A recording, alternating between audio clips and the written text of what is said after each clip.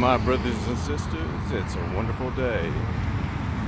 So, a lot of stuff is going on in my life right now, and I want to share that with you. So, based on my observation, I've noticed a lot of things in my life.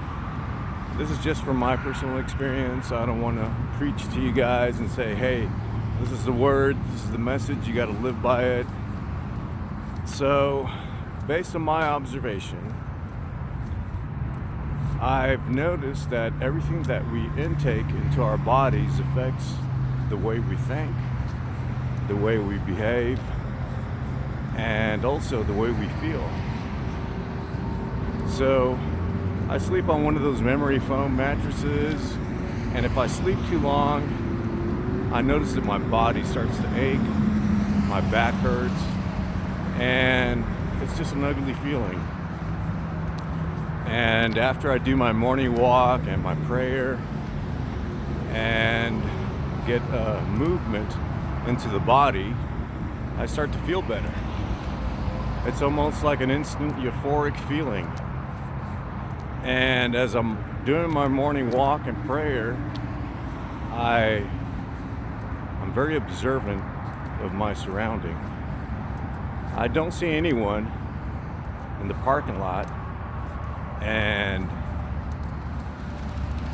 I'm just thinking random thoughts. Some of these thoughts are about family, friends, and loved ones. None of them in particular. I'm not thinking about past relationships or any of that jazz. I'm not thinking about any bad stuff. Just good, peaceful stuff. All of a sudden, I smell cigarette smoke. And there's nobody around in the parking lot.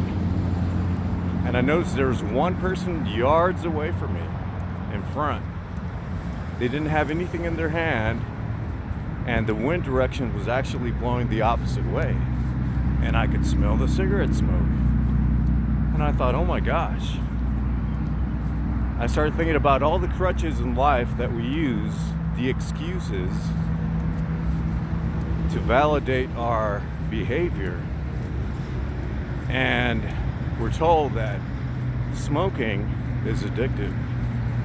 Alcohol is addictive. And we've also been told that it can be genetic as well, or that it is genetic, that it's a disease. And I started thinking about, what if these are just crutches that people use to validate their behavior or their actions? And just speaking for myself, I used to smoke. I used to smoke cigarettes for a long time. And they say that when you smoke, it's supposed to relieve your stress or make you less worried, but it didn't do anything for me.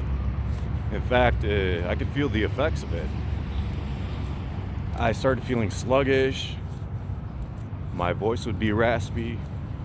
My voice naturally sounds this way, but in the morning, I'd sometimes sound like Lurch. It'd be a little bit worse. The only time my voice really sounds like this, but deeper, is whenever I have like a cold or something. Hey, random guy driving by. So, anyways, I quit cold turkey, and I didn't have the repercussions like, oh, I gotta have that cigarette, oh my gosh, oh. I didn't feel the urge, the temptation, or any of that. And I started thinking, why am I smelling that cigarette smoke? And I wasn't even thinking about cigarettes. And my thought process didn't even think about that. For 1 minute or second, it was just weird. That was the pivotal moment when I started to realize, based on my belief, I believe in something bigger than myself. And I do believe that these are the end times. And we have to be aware of our surrounding. And this is the perfect playground for the devil to play in and take that fear and manifest it into something that is catastrophic and beyond a pandemic. Fear is becoming a pandemic, and I've noticed that. This isolation time for myself is absolute bliss for me because I love being alone. I've always been a bit of a loner, and I notice that I operate better and I'm more focused and driven when I'm by myself. Being in relationships, I tend to be a caregiver. I tend to seek out the broken people, and when I don't feel that love reciprocated back, that's when I start to get bored and I start to sabotage the relationship. So back to the crutches of life, aka the addiction, the struggle. You know, we're also made to believe that, you know, once you're doomed, once you're an addict, you're always an addict, and that's not true. For a long time, I started to think maybe being lazy is genetic.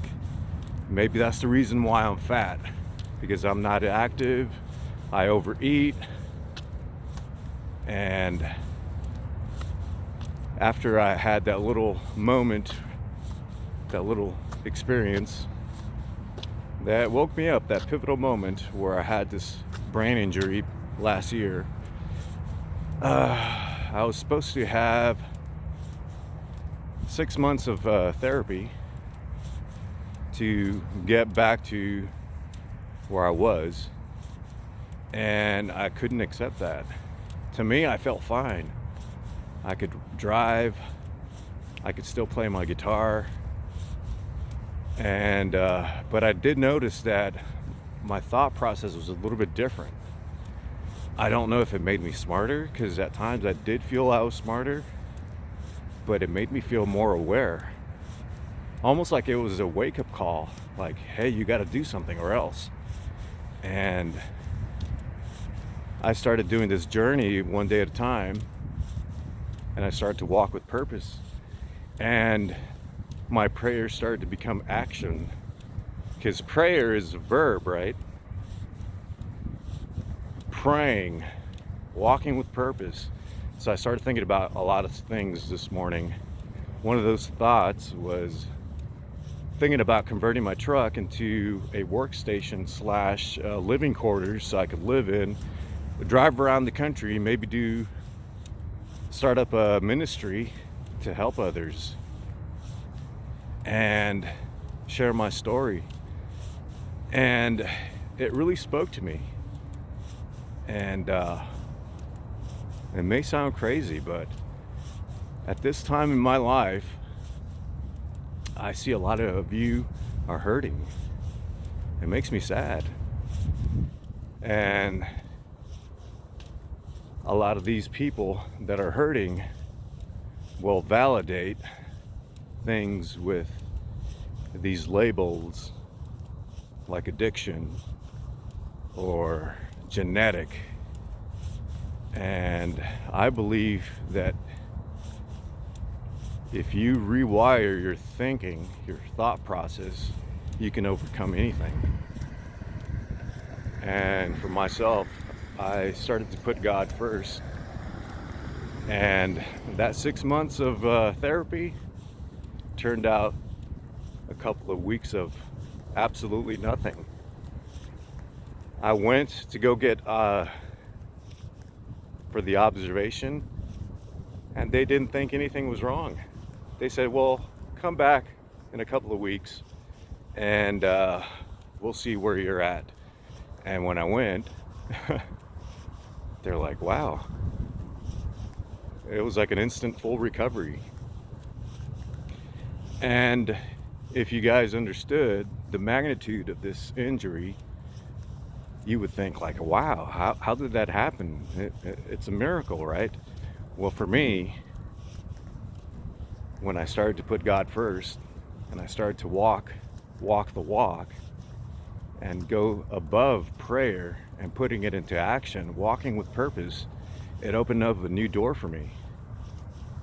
And it has given me results. And it's true. If we allow ourselves to believe or even think for a moment we can have a cheat day, that cheat day is never going to be a cheat day, because it's going to go on for another day, and another day. And by the time you know it, you're back to out of control, back to whatever issue you were struggling with. And it's just a bad cycle, a vicious cycle that's just over and over. And when does the madness stop? Insanity, doing the same thing over and over, expecting a different result. And I think part of my insanity was getting into relationships with the broken people, instead of being friends first and actually getting to know the person and really getting that mutual respect and bond for each other. I didn't allow that time to manifest itself to have something that's feasible. And I want to share that with you this morning. My testimony. I hope that it lifts one of you and that it spreads like wildfire. Because if I can do it, you can do it. And I'm nobody special. I'm just a small town guy. Grew up in South Texas, over there by Padre Island. My dad was a shrimper, my mom was a nurse. I miss them both. Those guys are awesome. And I lost my little brother last year to COVID. And I almost lost my life last year, which was not COVID related. And wow, I can tell you this. Waking up in the morning is a blessing. I love that. Nobody is promised tomorrow. The fact that I woke up today to be able to share this with you is amazing.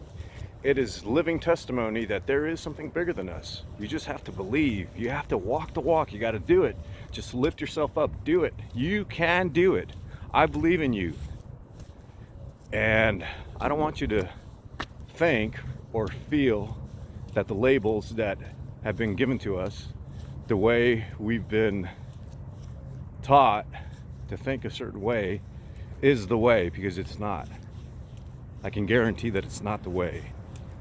And I just want to share that with you. Have a great morning. I love you guys. Stay gold. And whatever you do, don't believe everything that you read, because that fear can manifest and grow and take you whole. Stay gold.